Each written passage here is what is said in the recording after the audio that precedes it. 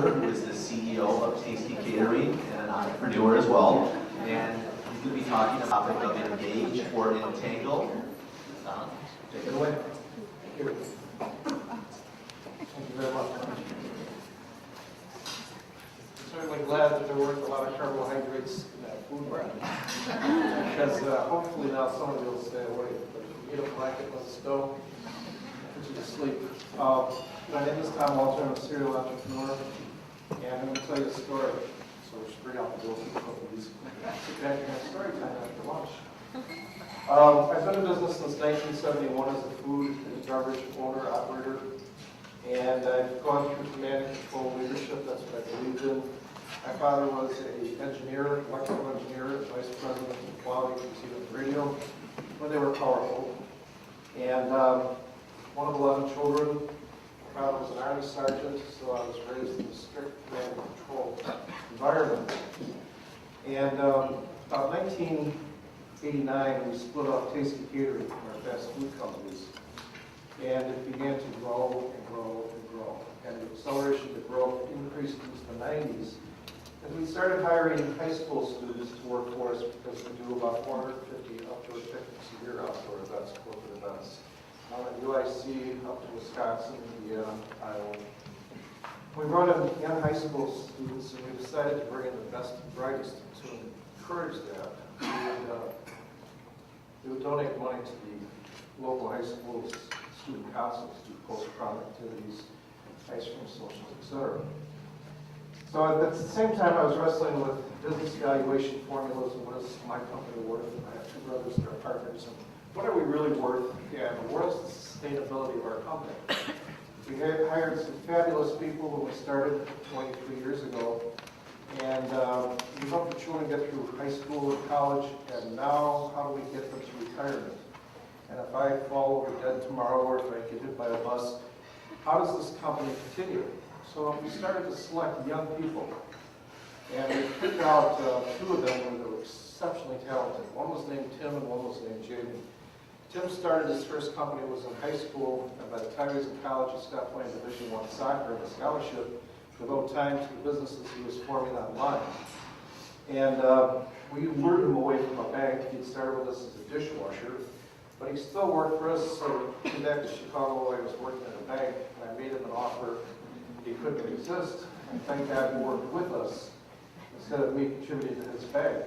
And the reason he came to us is because the bank told him he was too young to be a supervisor in his department.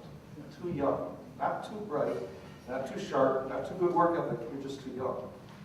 So he came to work for us, and he brought in this girl who I knew of for many years, and he said she should be in a leadership position.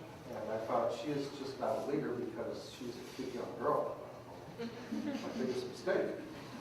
So one day, we moved into this new building, 23,000 square feet, and it was silent because I have two brothers that are partners, and one runs operations, logistics, and culinary, and one does human resources in the green team, and I do administration and sleep, take naps. And I have marketing and I have sales underneath me. But there was a silo effect because we were all about 100 feet away from each other, 200 feet away. And there was always tension. When you move into a new building from a 5,000 square foot building to this large building. So we're fighting, for dominance. Typical alpha males fighting for dominance. And Tim and Jamie came to my desk one day. It was November of 2005. And they said something very important to me. Change or we're leaving. And I looked at them and I go, what? Change what? Well, we're tired of command and control management. We're tired of figuring out what mood you're in, what mood your brother's in, how we should respond to their complaint, how should we respond to their threat. This is wasting our time. So they said, if you don't bring in a culture-driven leadership that we can all respect and all understand, we're out of here. And I thought, and they're going to take all the rest of these young leaders that we have in our company with them. And I said, how do we do that? What do you want to change to? And they suggested Jim Collins' book would do great, because it came in Spanish and English. They divided the company into teams, and our employee engagement at that time was probably less than 25%. And all I did was manage, give orders, scream orders, think about giving orders. And started going back to school, and Pam was with DePaul University, and I found DePaul University a wealth of knowledge for me. I joined the Academy of Management, the Midwest Academy of Management, to learn what professors are teaching young people in school. And one of the things I found out is that we had created the antecedents in the behavior for terrible consequences. So the organizational behavior was toxic, and it all started with me. We found out in this Gallup poll, I hope these figures are accurate, I didn't check them for accuracy, but we found out that the average, back in 2010, the average employment engagement was 33 and the world class was 67. But I thought we would be far beyond that. And we were. By 2010, we had already started winning Best Places awards. And that got me really excited. But this $300 billion loss that's created by actively disengaged social networks, and they talk about how much they hate your company. And you know that because you're in talent management and human resources, and how do you change that? You change it with leadership. We were talking about, Pam talked about that during her session. So how do you get the leaders to believe in it? Well, it's very simple, dollars and cents. You know, turnover, how do you change that? So we wanted to create an antecedent. The antecedent would be that we would have a culture that would create the answers for every question that could possibly be answered. And as a behavior for those that passed out business cards, you look at my title. They changed my title because it became irrelevant in the company then, and I'm Chief Culture Officer. I'm no longer CEO. So the formula, over time, with the help of Dr. Ray Benedetto and Dr. Ken Thompson, came up with an idea of how do we strategize this for sustainability. So as I get into my dotage and I start buying the pens and doing other things, how can I still continue to have income from these companies that I started? We have 9 active operating companies and 3 real estate investments. So the most important part is leadership. It's critically important for a leader to understand what the leader is all about. Then culture, human capital, systems, processes, communication and transparency, recognition and reward. And it leads to employee entanglement. Because I believe now we've gone beyond employee engagement. There's been so much focus on what we're doing as a country with our human capital that employee engagement of 66% should just not be enough for a superior company. It should be up in the upper 90s. The first part about leadership, something I read when I was in 8th grade, was Prince by Machiavelli. And Machiavelli's one statement was up there, if you want to be obeyed, you must know how to lead. Well, Machiavelli also said there are a lot of followers in this world. And he was a revolutionary, radical prince in Italy. And he was for cutting the heads off of tyrannical princes. And he said that there are responsible leaders and there are privileged leaders. And all the privileged leaders should have their heads cut off. And responsible leaders that are responsible for their followers should be promoted to king, or whatever the next level in the Italian hierarchy was. What is it, Mike? It's the next level of your time. But no. Don, okay. There you go. This guy that gets the head cut from a horse on his bed or something. Peter Drucker said, rank does not confer privilege nor give power, it imposes responsibility. So in reading great philosophers, going back to Plato, Plato said no matter how slowly a person progresses, if that person is progressing, they should be rewarded. I went back to philosophical books and started reading them because, you get inundated with books, and sometimes the books are rehashing business books, they're rehashing the same old thoughts. There's some fabulous authors in this room, one of which I had to copy some of his words, so I cited him, and I told him earlier today, right, Kevin? I said, I really liked your book, and I read your book, and it's part of it's in there. But the importance of leadership is to understand it's not about power, it's about responsibility. And the greatest leaders of the companies that I've met in the United States, and I studied Malcolm Baldrige award-winning companies, Inc. magazine's top workplaces, Wall Street Journal, Fortune. I can't get into Tribune's top workplaces because we don't have 100 employees. We only have 70 full-time employees. As I go to these, radio flyer writers in the room, and we are good friends, yes. We are competitors in all of these things, right? And we cherish this because we get to talk about our cultures. We get to talk about innovative ideas that we use in our workplace. And no matter what the ranks are, I have deep admiration for your company and Robert and everybody that's involved with your company because you believe in employee engagement. You're dedicated to it. So that's to be commended. But if it starts with leadership, and if leadership doesn't understand who we are as leaders, and if your leaders don't understand who they are, well, that's the antecedent. The consequence is going to be toxic. There's three effective ingredients, or three ingredients of effective leaders that I've come to believe. And this is a homegrown formula. I don't think I found it anywhere. It's just something in teaching people. The leader has to be respected because he has a title. But my name Tom Walter, I have to earn respect every day in my company. And if I don't earn respect, then I'm not going to earn their discretionary thinking, the employees' discretionary thinking. I fully believe that great leaders are able to get emotionally involved people, and people that have discretionary thinking applied towards work, and that should be the great about being a great leader. So first is anticipation. Anticipate the needs of your employees, anticipate the needs of your clients, anticipate the needs of your vendors, and then satisfy them when possible, and if not, communicate why. The worst thing to be as a leader is to be a reactionary or crisis leader. If I become reactionary to one of my staff, they control me. Not that that's a bad thing, but I don't want to have to be reacting to crises. Communication, key element, probably the most key element of business today, because everybody believes communication exists due to smartphones. I have a dumb phone. It makes phone calls. I don't know how to text. I don't know how to tweet. I don't know how to do anything like that because I'd rather think and communicate. But in our company, it works incredibly well. And that communication device is called Inside the Dish. And it's very simple. It's a Word for Windows document that exists within a file. And it's a template. And every Friday, each team goes in and puts in their reports of what they accomplished that week. They have to explain what they did. Their metrics are for show for everybody within the company and our sister companies, the other companies and operators. It starts off with the CFO listing where our cash position is compared to the previous year at the same date, and then the revenue stream for that month to date compared to the best month in history. And after that, that's the only thing that we do from a leadership position. After that, it's every team reporting what they've accomplished and what they should be thankful for. And they congratulate other teams, like the special events team will congratulate the production team for producing a fabulous event that had tremendous return, not only on investment from employee loyalty, from customer loyalty. The device is sent out every Sunday night, and by Monday morning it's silent in the office. We try to send it out very late, so on Monday morning you can have coffee and read good things about your company. And none of it is from top down.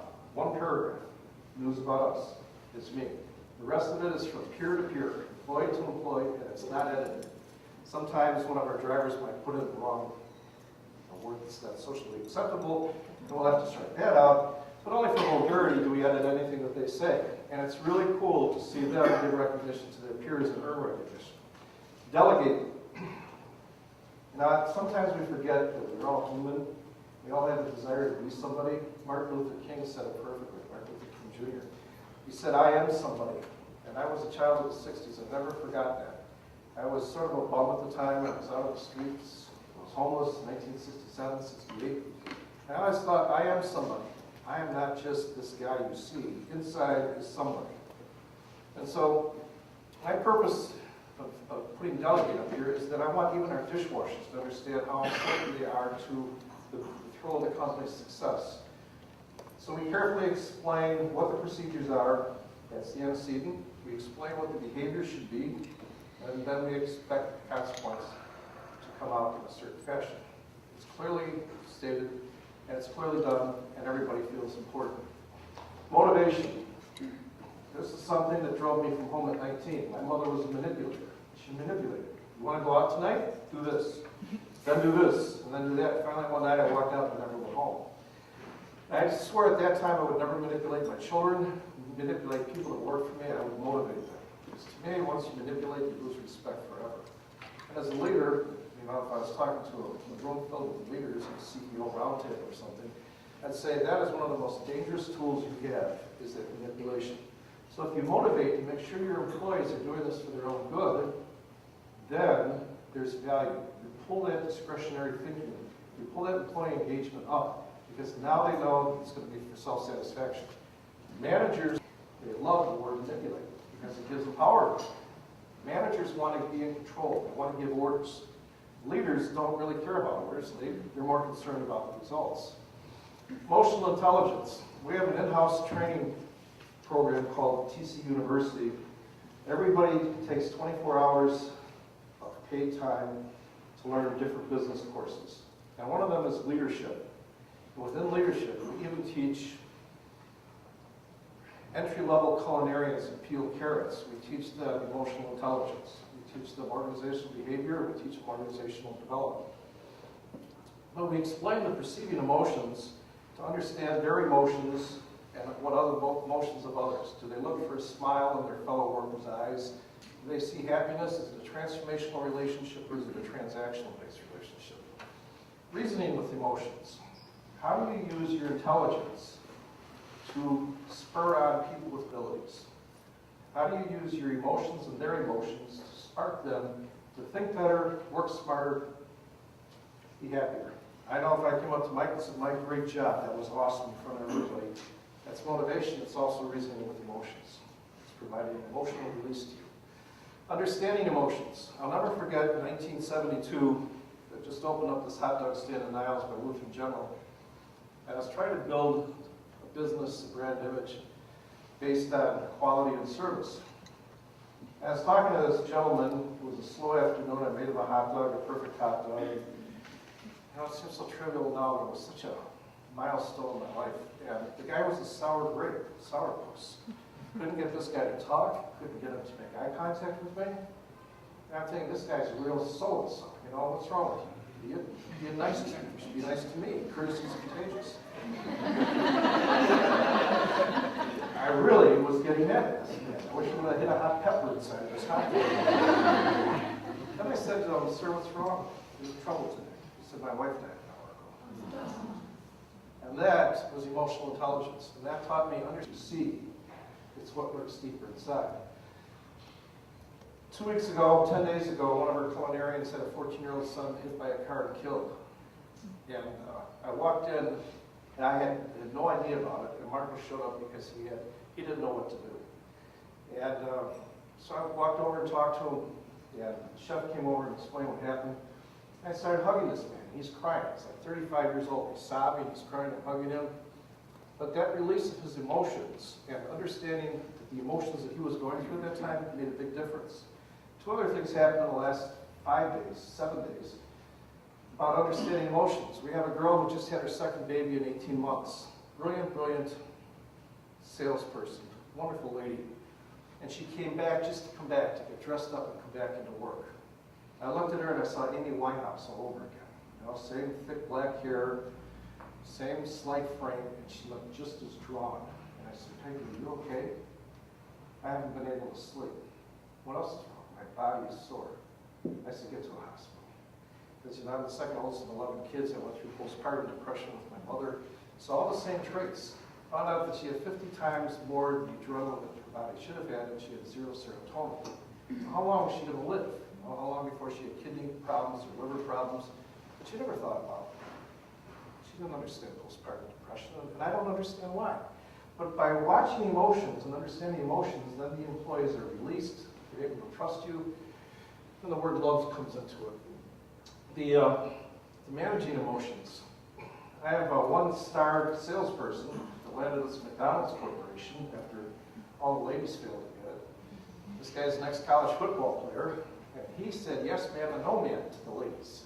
Jim Skinner's assistants, and we were able to get in there and get some business.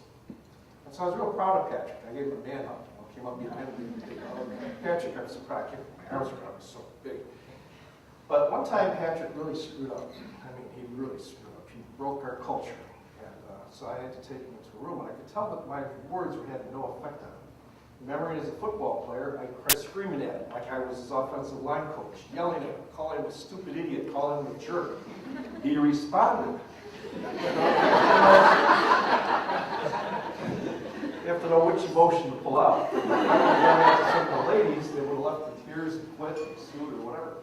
But that's what Patrick did. They needed to kick in the butt. The third part is psychological capital. I'm a big fan. I'm a big fan of Dr. Fred Lewis.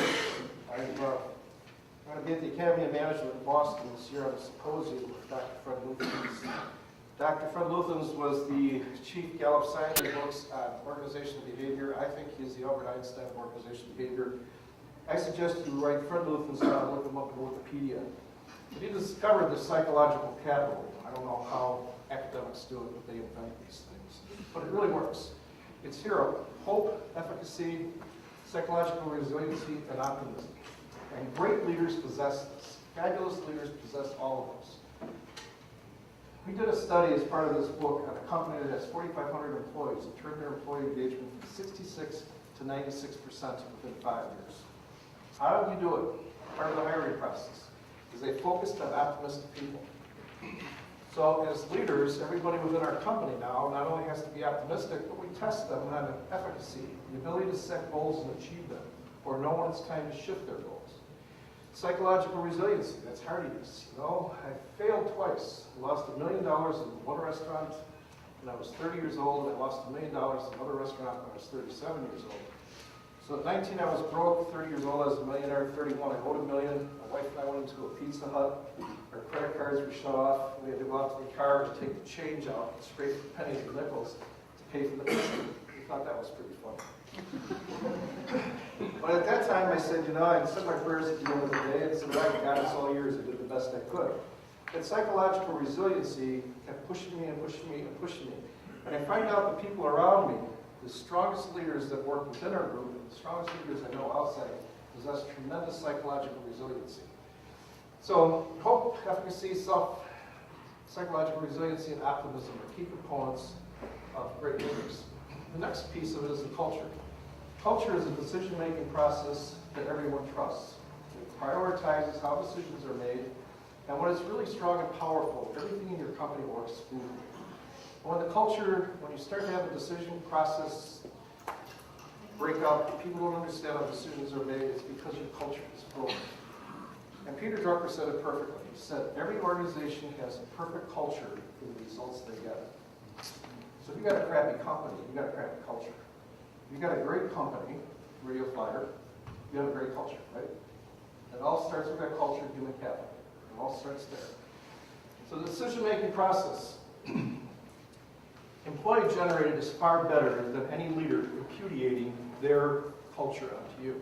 Obviously, the leader has to say, what's important to me is core values. My core value is very strong in morals and ethics and treating people with respect. So we did this and we sent out the book Good to Great.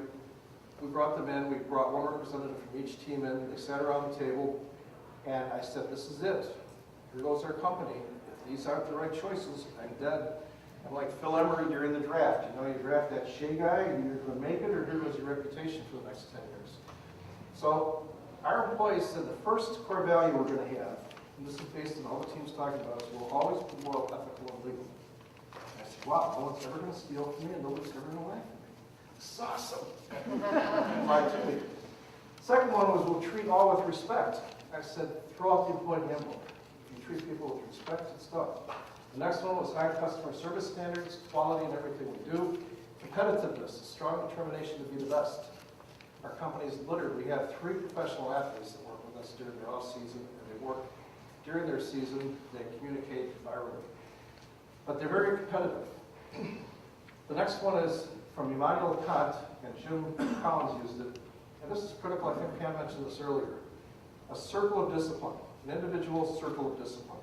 So everybody in our company has their individual circle of discipline. We don't imputate what your job description is. We put you in a department and say, what are you best at? One person might be great at cold calls. Another person might be great at entry. We find out what their best strength is, and we play to their strength. The 7th and the last core value is freedom and responsibility within that culture of discipline. Now, this is a real tricky one, because in 2009, our marketing girl came to us, the marketing director. She was a girl, she's 23 years old, professional soccer player, and she's getting her master's in DePaul. And she said, I want a huge amount of money, almost 6 figures, to put up billboards. If any of you have seen Tasty Catering billboards, it all comes from these creative brains. And I said, don't you know there's a terrible recession on? And I've borrowed money on my home and I've put it in the company and we're at a 10% salary reduction, all these other things that we've done. And she says, don't you know if you're not visible, you're not viable? Yes, ma'am. Okay, she said, it's my responsibility to this company to generate sales. So I want the money and this is what I want to do with it. So we borrowed more money at my house, my brother's homes, and we gave her the money. Within 4 months, we had 2 caterers call us and say, you must really be doing good when you buy my business. And one of them we bought for 10% of their fixed assets, or $45,000 for a company that was doing 7 figures in sales. And the other one we bought for $35,000. We recovered faster than my friends, and I have a lot of friends in the catering industry, very good friends, very big companies, well-known names. And they would tell me what their decline was. We're down 22%, we're down 43%, whatever it is. We never did below 11% decrease during that recession because I listened to a 23-year-old young lady who was smart. So the employee-generated culture creates a living organism. We do one more trick to make this thing work. You can sit on the walls, in every cubicle, but how does it work? How do you brainwash people? I'm an alcoholic and drug addict, so I understand 12-step programs. So I said, we're going to do a 12-step program. Before every meeting, we're going to repeat the whole culture. Every meeting of 3 people or more, we're going to repeat the whole culture. So last summer, they surprised me. Our young people out in the fields started doing it before they did outdoor events. They would circle around, decide who's going to do what, and then they would state the culture. From the core values to the mission to the vision to the big, hairy, audacious goal. And now it's deeply ingrained in everybody's minds. Okay, so now it releases people to think and use that discretionary thinking and achieve entanglement. Go beyond just engagement to entanglement. God said I'm free whenever the cause of my action is within me, but I'm unfree when someone external to me pushes me. And that's why the culture, creating a culture and allowing people to work within that culture and have freedom, makes them much more productive. Human capital, we screen for skill, we hire for culture match. Final decision for me, from a senior leadership position, no matter who it may be, we ask them to read the core values and the culture and say we promise to live by those. You'll be promoted and you'll be terminated based on how you perform according to that. Yes. And then the final match is within the team, within the individual team. And drop-dead question for one company that we interviewed while we were writing this book was to get to the team they're going to work with. Someone in that team asked them, how many days do you wake up happy? If it's less than 5, you don't get the job. Isn't that interesting? That's how that company turned from 66% to mid-90s in employee engagement. Lillian Gilbraith, does anybody know the name Gilbraith? Yeah. About Cheaper by the Dozen. Yeah. Cheaper by the Dozen. She was the mother of Cheaper by the Dozen. Her husband Frank got all the notoriety, but he was a big wolf. He was a big stupid guy. Lillian was a real smart one. Lillian wrote her doctoral dissertation in 1915 with the University of California. It's called The Psychology of Management. And really all Lillian Gilbraith did was expand on what Rene Descartes said in his treatise, Dualism. She said it's not, this is the time of Taylorism when Taylor was doing stopwatch for Henry Ford. Everything was industrial management. How quickly can we make these motions? And people were productivity units, they weren't human beings. So Lillian said we have to get into the human mind. How do we create the human mind? How do we capture the human mind and make it more productive? Well, there's 60,000 thoughts that our brains generate per day. 8% or 4,800 are used in the normal course of work. It might be putting the pen down, picking the pen up, turning the computer on, turning it off. Actively disengaged people try to get away with like 2,000. Or they spend 15,000 on how to screw your company. One or the other. But we want to get our discretionary thoughts, and I'm really looking for someone that can help me with this. And I've reached out to many organizations, behaviorists, and development people to see if there is a study that shows how you can measure discretionary thinking. If anybody in this room knows, please let me know. But I'd like to get up to 10, 12, or 15% so we can get even more maximum capability out of the brain. One of the ways to do that is to remove the disruptors. The disruptors, like I mentioned, was when Marco's son was killed, and when Peggy had a problem with postpartum depression, being married a week from the Saturday. I mean, all these issues that go on. And Anna has a boyfriend that lives in southern Indiana, and she isn't sure if they're going to get married, so we gave her an all-expenses trip out to our home in Arizona and said, go out there for a week with this guy and get back with an answer. So I'm tired of these plans. She officially got it because she had a 34% sales increase last year, but she calls it vomiting. Can I vomit on you this morning? Yes, let's start your day off right. She's all done vomiting on my desk. She goes back to work, and she's a productive salesperson. She sells fabulous events. She's 30 years old, and she's a CPCE. There's only 101 more awards for her events, so it's worth having to vomit on my desk every day. But if we remove the disruptors, the result is increased discretionary thinking that's positive. They're not thinking about, oh, does he love me? Does he love me not? Oh, I've got to go in for this surgery. You try and remove those and put a positive spin on it, and watch that discretionary thinking accelerate. Amygdala hijack, that's that little gland that exists behind your neocortex. That's your fight or flight gland, and within 80 thousandths of a second, it's pushed. So I told Peggy what's going on in her body. I said, your amygdala gland has hijacked your brain. It's releasing these toxins, endomorphines. It's releasing adrenaline, dopamine. It's all running through your body, just like an athlete, but you're not doing any exercise. And these are triggered when you scream and yell. Like my brother in command and control days, he's a big burly guy. You think I'm big, this guy big. He'd come in and start yelling at the salespeople. And you yell at one woman, the other 9 women sitting around her instantly have sympathy, right? You yell at, if it's a guy, you yell at the guy, and everybody else goes, ha ha ha. You yell at a woman, and immediately I just would look at my phone bank and I would see no red lights going on for the next hour and a half. Because the amygdala was hijacked. So we don't allow yelling in our company. We don't allow screaming. And I hope someday you'll come and visit Tasty Catering. We bring visitors in on Tuesday for lunch. And it's amazing to watch at Christmas time when they're producing 7,000 to 8,000 meals for a lunchtime to 60 different companies. You don't hear a voice in the kitchen. It's very quiet. Everybody knows their job. They've got their work orders. It's very smooth. So preventing the amygdala hijack is also removing the disruptor. The next one is systems and processes. Well, this is another one that managers hate. Oh, they hate systems and processes because then people know what to do. They're of no value. They can't give orders. They go home and they get orders. They come to work and they give orders. But systems and processes provide guidelines. The more you have in place, built in with rewards, the more employees can do what they're supposed to do without constant manipulation. But systems and processes don't solve the need to know. And everybody in your company, you, HR people, talent management, when I was at school, it was human resources. We all understand that the need to know is critical. We talk about communication devices, we talk about a lot of things. Julie is communication tools. She always corrects me, Julie, about that. Julie was our actor in the improv, and she's also my communication consultant.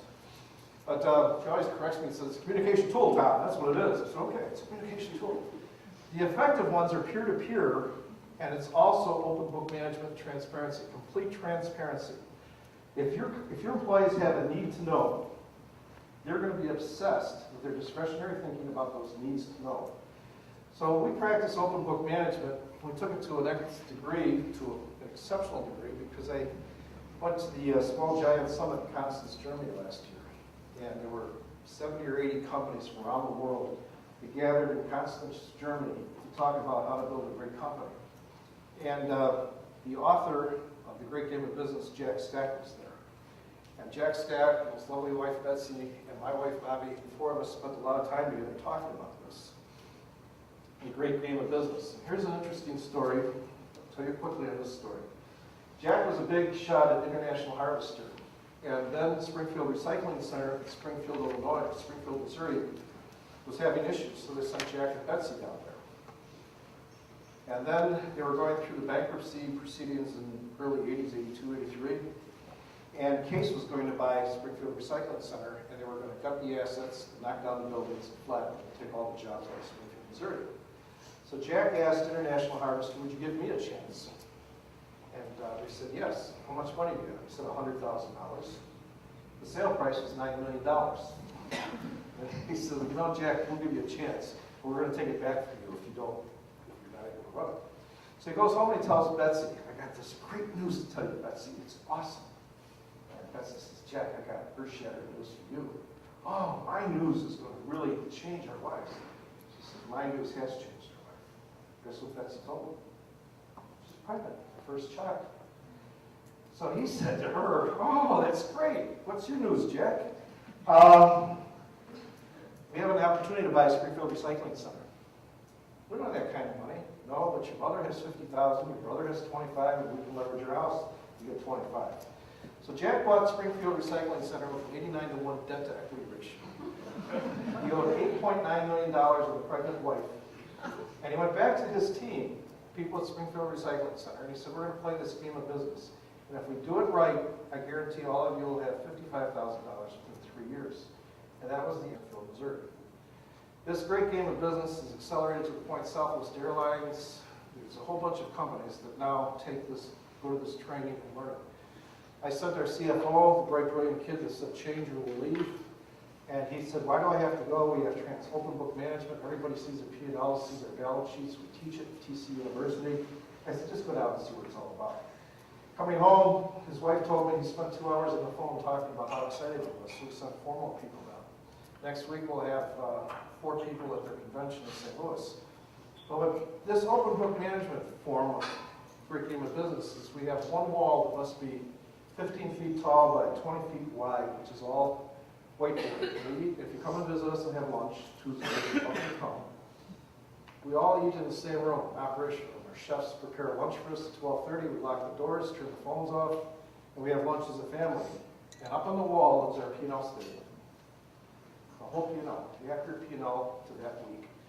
And then there's mini games. So if your team does really well, like our corporate sales team has won 20 the last 3 weeks because they hit their mini game. One girl probably told me, I haven't bought gas in a month. I don't care what the price is. Okay, you know, there's that little recognition, that little reward. But every Wednesday at 12:30, while we're eating lunch, we start. We start with corporate sales and special event sales. And everybody in the company is assigned a P&L line. So someone might have office supplies. In fact, this is a gig drive down here with the backup in case this PowerPoint can, which president didn't work. And I asked Jody, would you get me 32 gig thumb drive? And she said, buy it yourself with a budget for April, and then I'll pay you back in May. $60. She said, it's the principle. Wait until next month. My budget's gone. So not only do they get transparency, not only do they understand the numbers, but they have driven profit to the point that I am just completely dumbfounded. Tim told me, our CFO said, if you give me 10 points in the top line, 10% increase, I'll give you 5 points in the bottom line. And I said, that's a deal you're on. Immediately ran out and hired a sales director that I know for years, lured him away and said, come on, I gotta get 2 points up because I'm gonna make more money this year. But now all of our people, you know, our dishwasher is in charge, head dishwasher is in charge of supplies. And by the way, leadership, we follow Jim Collins' grading of leadership, level 5 leaders. Our head dishwasher is one of the 7 level 5 leaders in our company, a dishwasher. Everybody recognizes him as a top leader. But everybody understands their P&L now, and they know that they have a direct impression on what happens. The guy that's in charge of the 20-year-old college student that's in charge of gasoline expense, fuel expense, is yelling at drivers in the wintertime to stop idling their vans so they keep warm. He says, wear another jacket. Don't turn those engines on. Recognition and reward. Now, the other one, systems processes, is for the company. This recognition and reward is for the human need. Cranes sent us the returns on benefits. And I think it was 98% of the companies, recognition and reward was a critical benefit. I think that's what the return was. I'm trying to remember, I didn't bring the document with me. But I was dumbfounded because you know what? Nobody ever recognizes the rewards me. So I didn't care less about recognition. But Jamie told me recognition and reward is critical to our company. We have to start competing with radio flyers. We have to start entering contests and show how we're doing, where's our measurables, what do we need to do to get better. We need to share ideas, and we need to have individual recognition and reward. Touching story about that. One of our guys lives in a trailer park. He's saving up money to buy a home, and his daughter goes to school with my brother's daughter. They're in 8th grade at the time. Richie is a fabulous chef. And my brother Kevin lives in a better part of town, a different part of town. But they go to the same school functions because they can talk shop talk. Richie's daughter is becoming detached. She's becoming a gangbanger. She started to do drugs. And Kevin's daughter, you know, is at the top of the class doing it. So you're at the recognition, in fact, today is recognition day at our company. I'm not there and here. But they're able to bring in, if you're at 1, 5, 10, 15 year the milestone, you're able to bring in a guest, bring in your family, bring in everybody you want from your family. And you get recognized. But everybody gets recognized annually with a $50 check for every year they worked. Plus, their immediate top supervisor says some nice things about what they achieved. So Richie's turn. My brother Larry gets up and talks about how he saved X percent in manpower, and he's produced higher profitability because he's the prep chef, and he even redesigned the computer software to make sure that the software was more accurate in certain areas. And the whole room stood up and gave Richie a standing ovation. His daughter, sitting in the front row, started crying. Got up, put her arms around Richie, and gave him a hug. And sat down. About 2 months later, no, 3 months later, because they went into high school, Kevin told me that she was achieving high grades and stopped hanging out in the club. And then at the end of her first semester in high school, she was on the B honor roll at high school. So what did that tell me as a leader when you're trying to perceive emotions and watch people? It meant she realized her dad was somebody. Her dad was important. He wasn't some dumb immigrant that lived in a trailer home. He was respected and recognized by his peers for being somebody. That taught me right there, it taught me the value of recognition and reward. Monetary incentives. You cannot monetarily incentivize anybody that has cognitive skill, that uses cognitive skills for work. You cannot monetarily incentivize anyone. You know, I went to North Dakota to speak at North Dakota State University, and they sent me a gift, and the gift was, well, it's pretty silly. The gift put a value on who I am because it was a gift card. So I thought, what am I worth, $25 to go to Fargo in January? And then it got to me how I've said this forever. You cannot monetarily incentivize anyone that does something cognitively. It's absolutely true. I felt like I was a prostitute. Here's $25. Give me $25. No, it doesn't work that way. So the idea is to stimulate the recognition and reward for the values that he did, and the greatest key to that is lifelong learning. Stimulate them so they never feel like they're trapped in one job forever and never for the rest of their life. Cindy, I believe it's Cindy, sat next to me at lunch and told me how happy she was in her position because they let her find what she was good at, and she developed her own system, if I remember correctly. I didn't take my nap yet, so but the idea is that Cindy's able to do that. You know, she's able to, her recognition as a reward is for finding better systems, better ways, different ways to do things. The recognition and reward benefits focuses the individual, not the organization. And as leaders of an organization, I often forget that. We have our Good to Great Council meets every month, third Monday of the month, and in April we discuss benefits and we discuss differentiators per team. So every team will talk about who in the catering industry or whichever company we're talking about, who has the best corporate sales team, how are they doing compared to them. So we talk about our marketplace differentiators, we talk about benefits.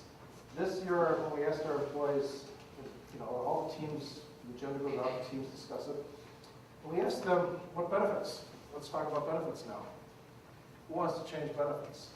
And not one team member raised their hand. This is, why don't we have a team pool party, a company pool party, like on July 4th? Why don't we rent out a pool facility and just do something like that? Great idea. But can you imagine asking people, what more do you want? Do you want more money? Do you want more benefits? They tell you, no, you don't. It's the great game of business, giving them up to 3 weeks of bonus per year that they can earn. So, back to the formula. This formula has worked powerfully for us, and as we examined other companies and did this research in this book, we found out that all of them were following these key components. It all starts with the leader, and then it develops. The impact of change leadership within our company, just within our company, is this. These are some of the awards that we've won. The top small workplaces, we've won it by Inc. magazine, top 20 in 2010, Wall Street Journal in 2009 and 2008, and then we couldn't apply more. Best place to work in Illinois, we took first place twice, second once, fifth and fourth in the last 5 years. Best places to work in Cranes, started 9th, 8th, and then 2nd. And the Illinois Governor's Sustainability Award, because I had no idea how important ecological community involvement was, what our employees told it was. We're the only caterer that I know of that have ever won those awards, and that's based on human capital. Then we won, of course, catering awards for being great caterers. So it's not just a great company. And that's important to make sure that our employees know that we just aren't a living organism of fun, but we also have to have a great product. So for a company, this is the impact that it had on us as a company. We also got to meet great people that we share secrets with about how to be a great company. Here's the benefit to me, okay? This is your leadership. You go back to your leaders and tell them how this is going to benefit you. This is the guy who told me either you change or I believe it. This is one of them, Tim. Tim started, as a full partner of ours, TF Processors. TF Processors supplies clean label muffins, cookies, and brownies to school systems throughout the United States.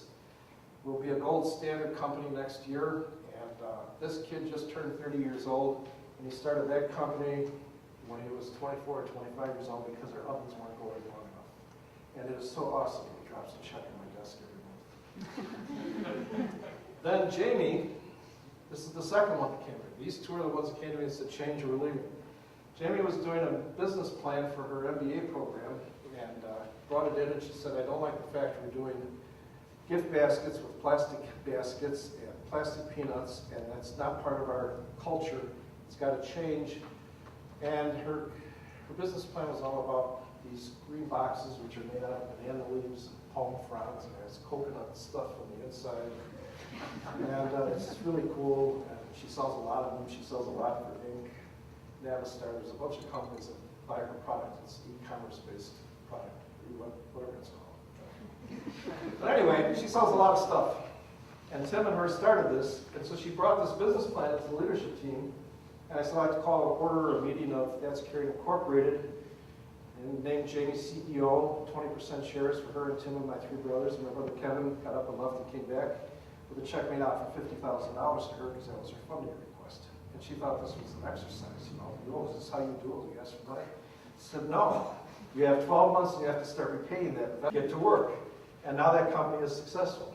And then Tim came to me and he said, we're starting these companies, but there's people that work for us that don't have innovative ideas. Why don't we allow them to buy into our companies?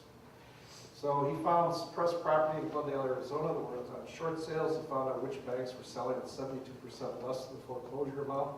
And he bought some properties and included 14 of our employees contributed into buying into these properties. And they're all fully leased and producing money. But these three put them together. That's Aaron on the left, on the right. Aaron was a professional soccer player who told me to give me almost $100,000 at the height of the recession. He gave me a lecture about if you're not visible, you're not being viable. And Tim started TUI Capital with my brothers and I to lend money in his employee assistance program, to lend money to our employees, to take that fear and doubt of financial worry off their heads. So we removed that, allowed them to think freely, and TUI Capital now purchases all of our equipment and we lease it back from them. Tim, that's really brilliant. He said, I want 25%. It's okay, 25%, but it's going to cost you the value of the company. So the value of the company is X, and I'll pay it out when you take your first draws. So we already calculated how we're going to do that. But this has allowed us to help probably 10 to 15 employees buy cars that have no credit rating. It's allowed 2 employees to buy condominiums, to help them buy condominiums. Then he started iMotorsports. I was telling the group at the table about iMotorsports.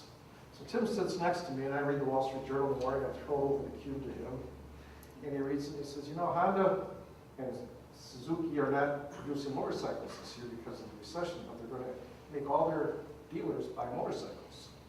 And they're going to be turned upside down pretty soon. A couple of days later, he came in and said, I want to borrow $100,000 from you. And he went to my brothers and said the same thing. And he started iMotorsports, which is the largest reseller of motorcycles in Illinois, and soon to be the country, I think. He flipped 76 motorcycles in the month of March at an average net income of $2,000 each. So he made $150,000 in motorcycles in March. He wanted to do that with his friends without me or my brothers to see that he could do it on his own. Then Erin had a crippling injury in soccer. She had torn hip labels and couldn't play professional soccer anymore, so they started New Fork. New Euphoria IQ, because all 8 people in that company graduated with highest honors with distinction. That's why Michael's daughter Shannon's going to work with us this summer. Shannon's majored in advertising at U of I. That's the company that she needs to talk to. That's who she needs to be involved with. But they have 200 websites for a contract food service company that they're designing, and they do all of Inc. Magazine's social marketing, and they run social marketing at their events, and they do social marketing workshops. and on and on and on and on. And they paid their money back within 6 months. Now we just bought a building, 15,000 square foot building, and are building out 7,500 square feet for them. So the idea was, is we invest back in human capital, we remove the disruptors, create entanglement, and it comes back to line my pockets. And that's pretty cool. So the trick is now, how do you apply these ideas? How do you take it back to your company and apply those ideas? And I'm not a consultant. I'll leave that to Kevin and others that are consultants. But I can be reached by, you can contact me through my website, thomasjwalter.com, or else tom@tastycatering.com. I'll be happy to answer your questions in detail. The book will be out in 2012. It's my company too. How entangled companies move beyond employee engagement for remarkable results. And it's written by Dr. Ray Benedetto, Dr. Ken Thompson, myself, and Miss Molly Meyer, who's 23 years old and a member of Euphoric. Started with us as an intern at 15 years old from Elk Grove High School. Set all sorts of records at Dayton. She plays softball in Sweden 6 months of the year. When she was 19, I went to her house. I said, Molly, what do you want to do with your life? She says, I want to be an author. I want to write a book. So these three old guys, were all over 60, are sitting down to write a book, and the publisher, the senior editor, says, you need a translator. And I said, oh, okay, so it's only going to sell to senior citizens who really don't care about this anymore. So I asked Molly, would you like to participate with this? And Molly said yes. And we paid Molly for a while. She said, what I really would like to do is have my name on the book. And so in the corner, it doesn't show up here, but it's with Molly Meyer. And Molly is sky high. She's taking care of the marketing for the book. So once again, you find someone's dream, and you make that dream come to reality. 23 years old, and this girl is, every day she's as happy as can be working on this project. So I think I have just a few minutes if anybody has any questions. Oh, I'm just taking naps. Oh, it's snorted. No? Okay. Well, thank you for having me. Oh, we have a question? Yes, ma'am. So when they came to you and said, hey, you were leaving, how hard was it to convince your brothers Extremely. that you needed to change? It was extremely hard. Was it? Yeah, it was extremely hard, and it took probably 3 years for them to get it, because they were younger. You know, one of them was 17 years younger than I am. So, you know, at 40 years old, listen here. No, he's not going to change the league. He's been waiting for me to leave so he can be the biggest bull. But once we started seeing the results, they became very powerful advocates of it. And once I explained to my second brother, who unfortunately lost his baby about 6 months, 6 months after the child was born, he lost his baby, and about a year later he lost his wife. She got off with his boss, and her boss. And so all he had was command and control. You know, he could control his environment. So substituting that was a little bit difficult. But for me, it was real easy to look at them and say, you're my future, I can't let you go. So, you know, to see, it's palatable. You can walk in the building, you can see the environment. I think it was Pam said that earlier. You can sense when the culture is good. And they started to see the culture creating benefits. And they started to see growth in sales, growth in profit. They started to see low turnover. They started to see we're attracting great people. Our friends at Radio Flyer can tell you every time we win one of these best places to work, we're buried with applications where people say, I want to work for your core values and your culture. I want to work in a place like you. So it didn't take me long because I knew what they were capable of. And I said I spent 10 years developing. All those people that are in Euphoric are in their mid-20s, but they all started with us at 15. So for 12 years they've worked together. They've gone back to their marketing schools, wherever they be, once from the University of Notre Dame, once from Stanford, Wisconsin, Illinois, DePaul, Dayton. They've gone back and they've done case studies using Tasty Catering. So every time they were back in the summer, they're telling us all these new things we're going to do to market ourselves. Brand differentiators, value promises. Oh yeah, oh, that's good. So if you go on my website, you're going to see blogs. Now I frame the blogs, but Lee Matthews, who just graduated from U of I, writes them. When I tweet, she comes up and asks me a question. The next thing I know, people are sending me, calling me, saying, I really like what you said. Well, what did I say? So it's using the millennials' value. So another big component when I speak to millennials is that as a boomer, you know, the generation changed in 2010. Millennials became the biggest generation in the workforce, replacing boomers. And we have our oldest employee is 76 and our youngest is 15. And in 2011, women became the dominant gender in the workplace. So I thought, the numbers show, the more I surround myself with female millennials, the better off we'll be. Because all things being equal, people buy from people they like. And our clients are probably 80% women. And Bridget Brennan, who owns Female Factory over on Michigan Avenue, wrote a great book called Why She Buys, said 80% of consumable items in the world are bought by women. So why not have women selling to women? What do you need me for? So I'm a big believer in millennial women. Tremendous, but every we walk in our company, we see a lot of millennial women because they're very smart. Any other questions? Yes? How do you encourage the peer-to-peer feedback and communication?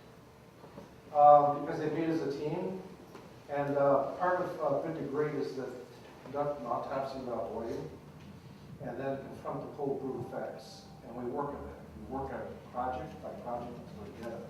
We had a problem last week, about a company that received the product that just wasn't right. The salesperson didn't take the right steps according to our customer service, and so the team took him into a room. Took him to the room, and now he's got 5 women around him telling him, let's do an autopsy without blame, and that worked perfectly. So it takes a while to get in that habit, but we always start out by stating it's an autopsy without blame.